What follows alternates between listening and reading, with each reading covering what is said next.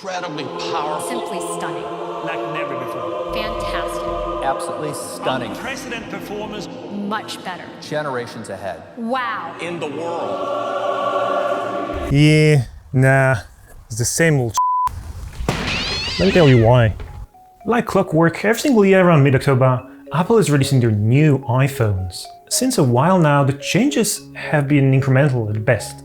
Some call it a peak smartphone, but Apple is happy to charge you $1,000 or $1,500 every single time. Look, even though I'm a massive Apple fanboy, this has been bothering me lately. The problem I have with a lot of the reviews on YouTube right now is that they're mostly comparative. So they're gonna take the iPhone 12 Pro Max and they're gonna stack it against another iPhone 12 or an iPhone 11. All that is doing is just amplifying the artificial hype that Apple is using to sell this product. I'm gonna do a comparison of my own. I'm gonna compare the maxed out iPhone 12 Pro Max, no pun intended, to another $1,400 flagship phone, the iPhone XS Max. Let's see how it goes. Let's start with the gimmicks, the MagSafe. No wait, not this one, the new iPhone MagSafe. Hey Apple, can we get high refresh rate displays on iPhones? You know, like the one in iPad Pro or in any modern Android phone?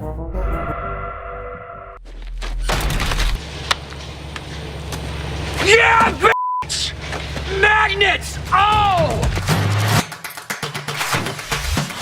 So basically Apple put magnets at the back of the phone that can hold accessories. This launched with a magnet wallet thing that will fly off if you try to put it in your pocket or nudge it. Also a $40 magnetic desktop charger, which is supposed to help you align the phone for better charging, or you could just use any $10 Qi charger stand. Protective cases with more magnets, which allow you to stack more accessories on top. They have also doubled the charging power to 15 watts. It is a good thing on its own, however I can only charge faster with their proprietary MagSafe accessories. So I think this is a cheap move, considering that the underlying Qi wireless charging standard supports up to 30 watts. So flagship phones from Google, Samsung, OnePlus, Xiaomi supported fastest wireless charging for a while now. As always with Apple, there will be more companies jumping on the bandwagon and releasing all kinds of accessories with magnets. Moment will be shipping several magnetic mounts first half of 2021. The key problem with MagSafe, apart from being proprietary gimmick, is physics of magnets. Magnets hold the strongest against the vertical force when trying to pull them apart. However, they're 5 times weaker when sliding them horizontally.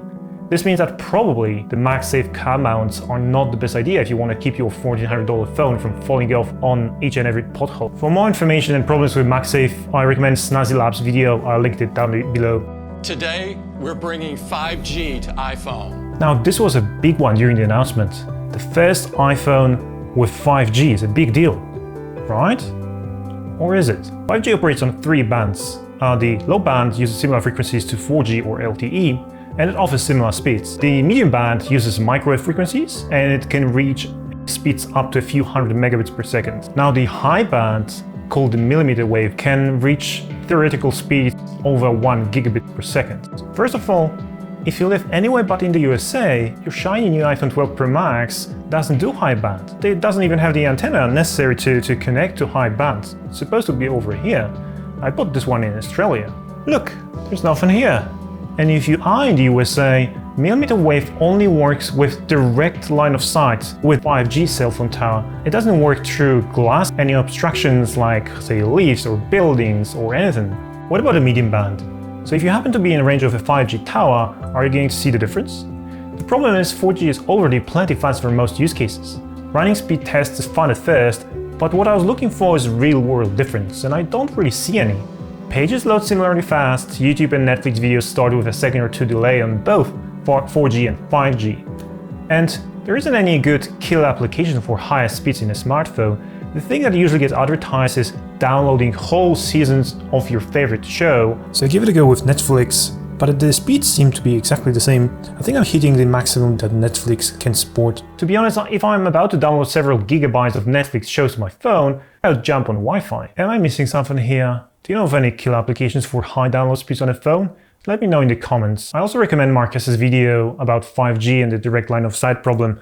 I'll link it down in the description below. Let's look at other improvements, starting with the screen. It's an OLED, it's similar brightness, it still has the ugly notch at the top and the same size bezels on all sides. You can't really tell the difference between the sharpness or number of pixels because they're both retina. Right around 300 pixels per inch. that when you hold something around 10 or 12 inches away from your eyes is the limit of the human retina to differentiate the pixels. Since iPhone 6, resolution of the iPhones exceeds the human ability to see pixels. So you can add 10 billion more pixels, then you won't be able to notice the difference. The new iPhone is massive. It's the heaviest and biggest ever. It has those sharp edges borrowed from iPad Pro. Aesthetics aside, it's just less comfortable to hold. It digs in your skin. They say that the glass is more resistant to drops, but that's good. But the vast majority of us will still put our $1,400 phones in a sturdy protective case. What I wish they've improved is the scratch resistance on the display, but according to independent tests, they scratch just as easily as previous phones. I'll link to the tests below. We have a new chip developed by our world-class silicon team, A14 Bionic, the fastest chip ever in a smartphone.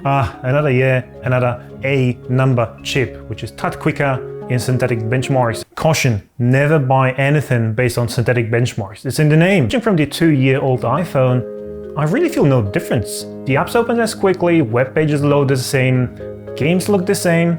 Both iPhones support latest iOS 14 system. Actually, you can use the latest system on phones as old as iPhone 6s from 5 years ago.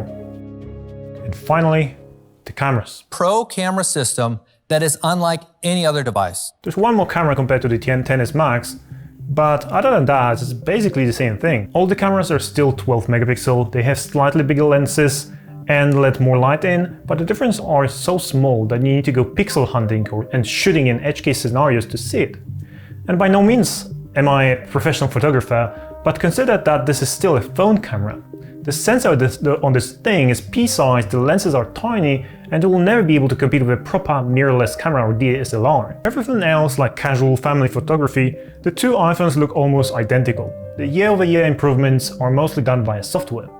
Industry calls it computational photography, and it's Apple's clever software that will try to work around the hardware and physics limitation. The thing is, that software is already great on the 2-year-old iPhone.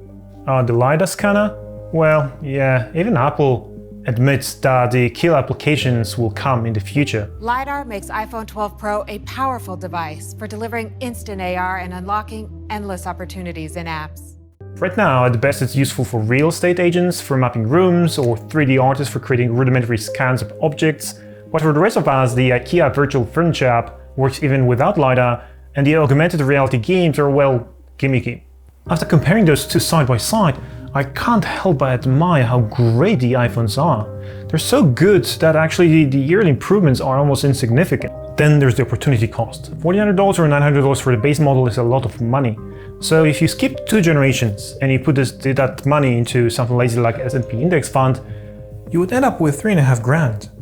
Or funny enough, if you bought Apple stock in October 2018 and sold it in October 2020, you would end up with almost $6 grand. There's another big reason why you might want to skip this year's iPhones. So Apple unfortunately has been making repairs harder year over year. Teardowns of the iPhone 12 series reveal that modules like cameras, display, and battery might not be replaceable without going directly to Apple. There are also design choices. So this thing is all glass, front and back, and believe me, I've been there. This is actually my second iPhone XS Max. When I was sliding it in my jeans, it slipped and dropped on pavement. The whole back glass was shattered and small pieces started falling off. So onto the Apple Care Plus insurance, I went to Apple Store to get it fixed. But to my astonishment, they said no repair was possible. How hard can it be? It's just a piece of glass. But I was given just one option: replace the whole device. That also means that if something breaks in this phone, say 5 years from now, it might not be possible to revive it. It's also extremely wasteful. Each device is made from metals like iron, copper, aluminium, cobalt, and rare earth elements like yttrium and europium.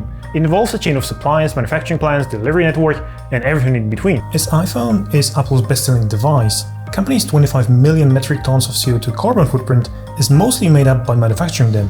Even though, according to Apple's environmental report this year, they're working really hard on improving the recycling program, you know what's better than recycling? Reusing. Or, just not buying into the hype and not getting a new phone every year. Thanks a lot for watching. I hope it is useful. I'll have to run to return this big boy to Apple. And if you liked the video, press the thumbs up button. If you didn't like it, the other button works well too. I'll be covering a lot of green technology on this channel, so feel free to subscribe, and I'll see you back soon.